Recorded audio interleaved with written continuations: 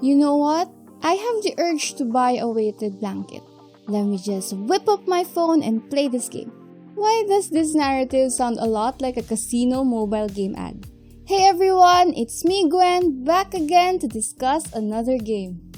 This time, I'll be reviewing a game that I literally had no experience before whatsoever. An actual gambling game. Yes, you heard that right, a game that involves actual money. The game this time is Running Rich Racing, which the developers describe as a skill-based cash racing game, and is developed by a Las Vegas-based company, Competition Interactive, which, according to the game's website, is responsible for bringing the casino industry its first ever gambling racing game through the form of an arcade machine. Now, it has also been brought to mobile, specifically in Android devices. The game in its mobile form is still an infant, having been released earlier this year. Personally, I haven't been to a casino, much more a casino in Las Vegas, so this is the first that I heard of this game. The gameplay is simple. One player pits off against another in a one-lap race, and whoever finishes ahead wins. The race itself is very similar to Mario Kart, and similar to the Nintendo game, there are power-ups collected and deployed during a race. It even has its own version of Rainbow Road. Given the history of the game, it is expected that the mobile version will also incorporate a gambling feature. Similar to a casino game, this is done through the betting system at the start of a match, in the form of an entry cost. For the free-to-play players, there are practice matches that cost coins to enter. I cannot find the actual name of the coins, so for this video, I will call them Z coins because it is a coin with a Z on it. I was tempted to say coins, but let's just stick with Z coins, shall we? Winning a race earns the player the Z coins back and some, as well as tickets, yes, with a Z, and the XP. As the cost of entry for matches is not a stamina system, this means that those Z coins will eventually run out, especially if the player is on a losing streak. Luckily, a few Z coins are given daily and the player can also watch an ad for 1 coin. That said, it is not a problem if the player has the skills since continuous winning also means continuous playtime.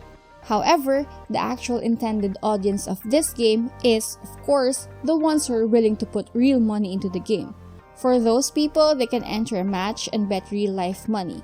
Players can deposit a minimum amount of $10 to up to $30 at a time. For as long as the player has the money to bet, the playtime continues. This also entails higher risk during a race.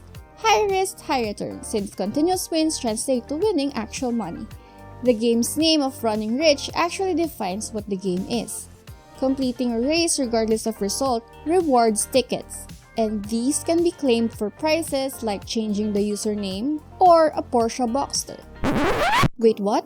Oh yeah, in this game, tickets can be claimed for real-world prizes that are as simple as a weighted blanket to big ones like an all-expense paid trip to Las Vegas or a freaking car. Realistically though, the good prizes require a lot of playtime and winning races, since they require lots of tickets. For example, the Porsche cost 1.74 billion tickets, and even minor prizes like $1 cost 20,000 tickets. Putting that into perspective, practice matches, aka the matches for poor people, give out only 2 tickets per race completed. Better get that thumbs pumping for that 8.7 million matches to get that car. Gameplay-wise, graphics can be better, and controls can be more intuitive. The downside is that since it is very reminiscent of Mario Kart, one cannot help but compare the two. For all the hell I've given Mario Kart Tour upon its release, at least that game overall is very high quality. This one, not so much.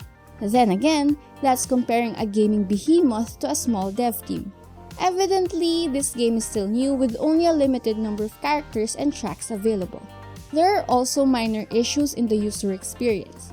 For example, just like an actual steering wheel, I am finding myself rotating the phone itself because the game is in landscape mode while the menu is in portrait mode.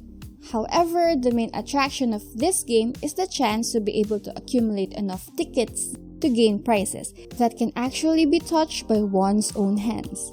Being able to gamble is the intended goal of the game, with its intended audience, and of course, that aspect is the game's essence.